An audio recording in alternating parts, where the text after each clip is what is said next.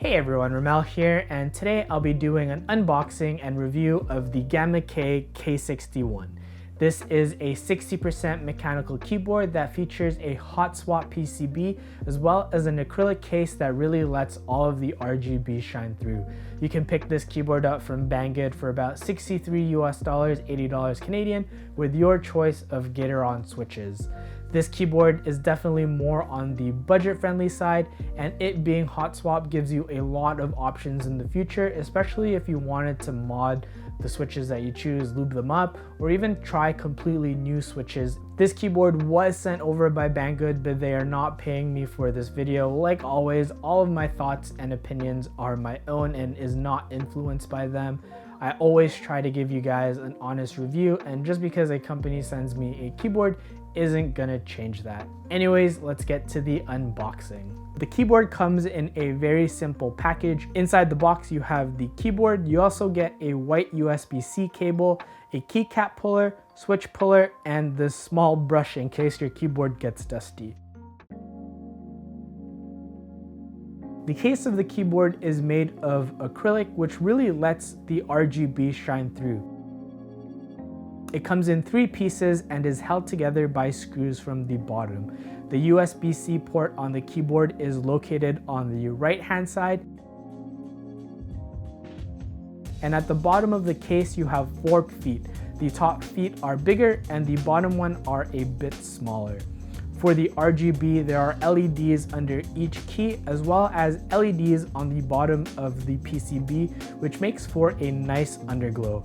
If you're looking for a keyboard that has a lot of RGB, then this keyboard may be the one for you. There are different RGB modes on this keyboard, and you can cycle through them by pressing the function and spacebar. There is also some software that you can download from the Banggood website that'll help you change the colors. The layout of the K61 is your standard 60% keyboard layout. You do lose all of your function keys, your nav cluster, and your numpad if you decide to go with a 60% keyboard.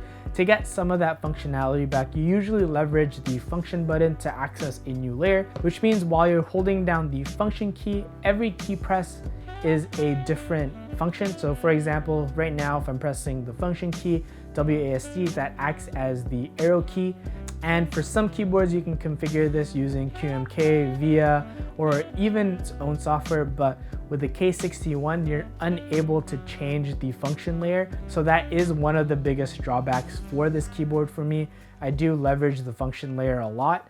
And with the 60% keyboard, you kind of have to, you're kind of forced into it because you do need a way to access those extra keys, and the only way to do that is the function key. I really wish you could use the software to update or even change these layouts, but the software only gives you macros, and I personally don't use macros.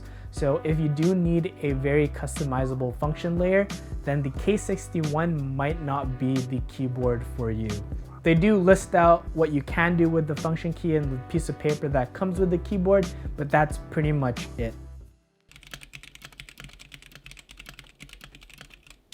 The keycaps are double shot ABS keycaps, and they do feel pretty nice to type on. The font on the keycaps are also nice, and they do let the RGB shine through the letters, which is a nice touch. For the switches, you do have a choice of the Gateron black, blue, brown, red, or yellow switches. I went with the yellow switches. These are a linear switch that have an actuation force of 50 grams and a bottom out force of 62 grams with a travel distance of 4 millimeters. They sit kind of in between the reds and the blacks in terms of the force required to actuate the switch. I've only had a little bit of experience previously when I built the XD87 for my friend, but after using this keyboard for a while now, I really like how the yellows feel. It feels pretty nice to type and to game on. I'm really excited to see how much more smooth they can get with some lube. I'll be doing that in a future video. The one thing that I do notice when typing is that they sound a little bit higher pitched than what I'm typically used to. The stabilizers on the K61 are pre-lubed and they aren't too bad. I do hear some rattle when I tap on them.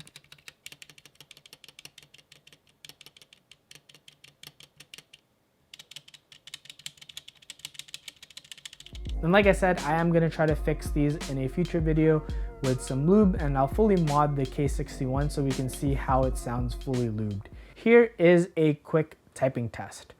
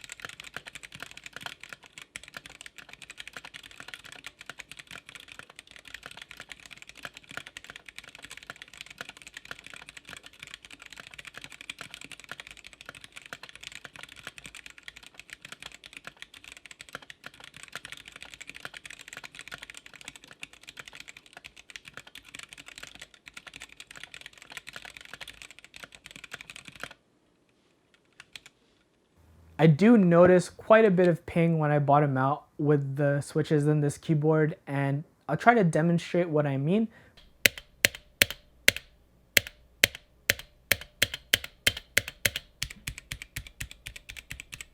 But it's pretty evident when you do hit the space bar.